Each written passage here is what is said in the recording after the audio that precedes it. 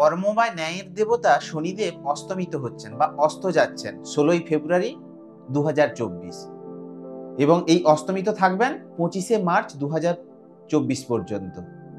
কারণ কোনো গ্রহ যখন অস্ত হয় তখন কিন্তু খুব একটা শুভফল দিতে পারে না। তবে এক্ষেত্রে আমরা কি জানি, শনিদেব হচ্ছে সংঘর্ষের দেবতা, সে অস্তমিত হচ্ছেন, ফলে কি অনেক ক্ষেত্রে কিন্তু শুভফল দিতে পারেন। সেটা কাজের ক্ষেত্রে, বিশেষ করে যাদের শনি 7.5 বা ধাইয়া চলছে। কারণ কোনো গ্রহ যখন অস্ত হয় তার প্রভাবটা, সম্পূর্ণ প্রভাবটা কিন্তু অনেকাংশে কমে যায়, সে তখন শুভফল দিতে কিন্তু সক্ষম হয় না। বিশেষ করে বর্তমানে শনিদেব কিন্তু রাহুর নক্ষত্রে গোচর করছে। আর গ্রহ শনিদেব কখন অস্ত হন না, বিশেষ করে শনিদেব যখন সূর্যের 15 ডিগ্রির মধ্যে চলে আসেন তখন কিন্তু শনিদেব অস্ত হয়ে যান। আর আপনি যদি প্রাচীন কোনো শাস্ত্র দেখেন, বিশেষ করে উত্তর কলামৃত বা সারাবলী যদি দেখেন, সেখানে লেখা আছে যে গ্রহ যখন অস্ত হয় তখন কিন্তু তার মধ্যে পূর্ণ ফল দেওয়ার ক্ষমতা কিন্তু কমে যায়, বা তার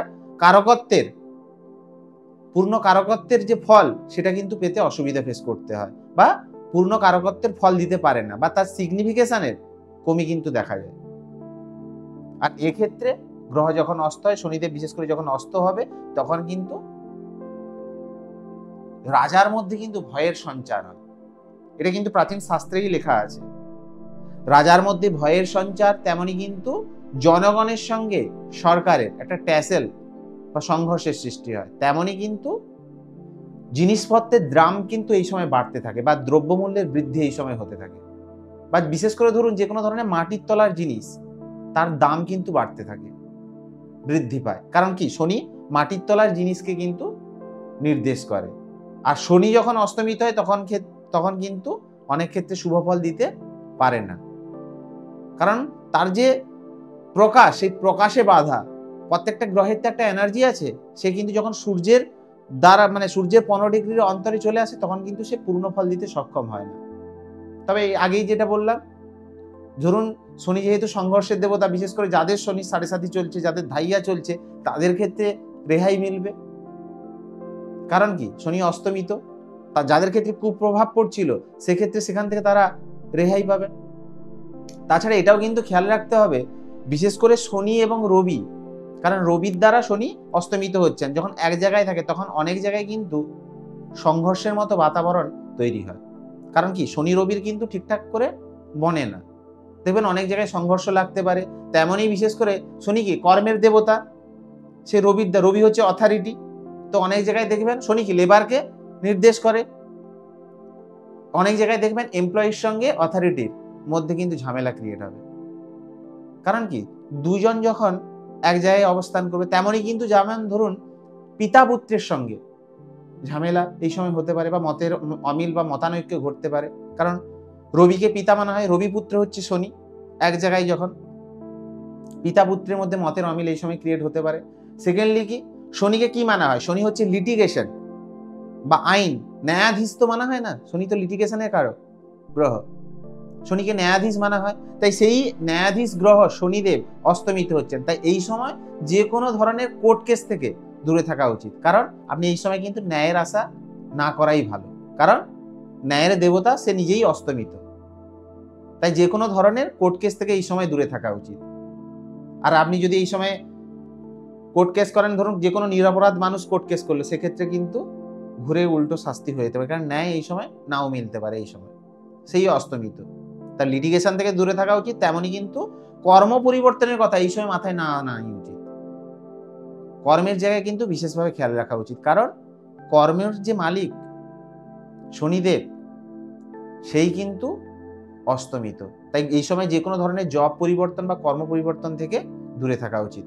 নমস্কার, আমি তারাশঙ্কর, আপনাদেরই চ্যানেল স্টার অ্যাস্ট্রো ডিভাইনে আপনাদের হার্দিক অভিনন্দন জানাই। সিংহ রাশির জাতক জাতিকাদের ক্ষেত্রে শনি কিন্তু আপনাদের 7th হাউস দিয়ে গোচর করছে, এবং আপনাদের 7ম ভাবে কিন্তু শনি অস্তমিত হচ্ছে। কার দ্বারা অস্তমিত হচ্ছে না, আপনাদের রাশি অধিপতিকে, স্বয়ং হচ্ছে সূর্যদেব, সেই সূর্যের দ্বারা কিন্তু শনি আপনাদের 7th হাউসে অস্তমিত হচ্ছে, এবং আপনাদের 7ম ভাবকে অস্তমিত করছে। ফলে কি না, 7ম হাউসে যখন রবি এবং শনি গোচর করে তখন কিন্তু আপনাদের ম্যারেড লাইফে এই সময় কিন্তু ডিস্টারবেন্স ক্রিয়েট করাতে পারে। বা আপনার জীবনসাথীর সঙ্গে যে মধুরতার সম্পর্কে আপনি এই সময় কমই অনুভব করবেন। তেমনই কিন্তু আপনার যে পার্টনারশিপ বিজনেস বা সাঝেদারিতে এখানে কিন্তু ঝামেলা বা বিবাদ ক্রিয়েট করাতে পারে। তেমনই বিজনেসের ক্ষেত্রেও কিন্তু আপনারা এই সময় পরেশানির শিকার হতে পারেন। কারণ সপ্তম হাউস হচ্ছে বিজনেসের স্থান, সপ্তম হাউস হচ্ছে আমাদের ম্যারিড লাইফ। সেই সপ্তম হাউসে শনি অস্তমিত হচ্ছেন এবং রবিরও গোচর। সেক্ষেত্রে কিন্তু পার্টনারশিপ, বিজনেস, তেমনই কিন্তু বৈবাহিক রিলেশনের ক্ষেত্রে কিন্তু একটু প্রবলেম ক্রিয়েট করাতে পারে। তো কাদের জন্য ভালো? বিশেষ করে যারা বিভিন্ন ধরনের লিটিগেশন কাজের সঙ্গে যুক্ত, মানে আইনি কার্যকলাপ কাজের সঙ্গে, ধরুন আপনি মোহরা হতে পারেন বা যে কোনো ধরনের লয়ার হতে পারেন, যে কোনো আইনি কার্যকলাপের সঙ্গে যুক্ত তাদের জন্য ভালো।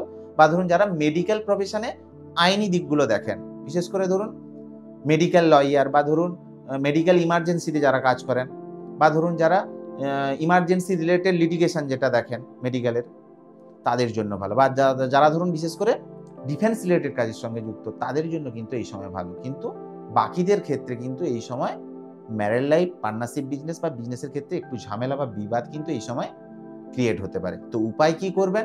সিংহ রাশির জাতক জাতিকারা প্রত্যহ কিন্তু এই সময় সূর্যকে অর্ঘ্য দিতে হবে। তারপরে সূর্য অস্ত যাওয়ার পর কি করবেন? শনির বীজ মন্ত্র পাঠ করুন 108 বার। শনির বীজ মন্ত্র কি?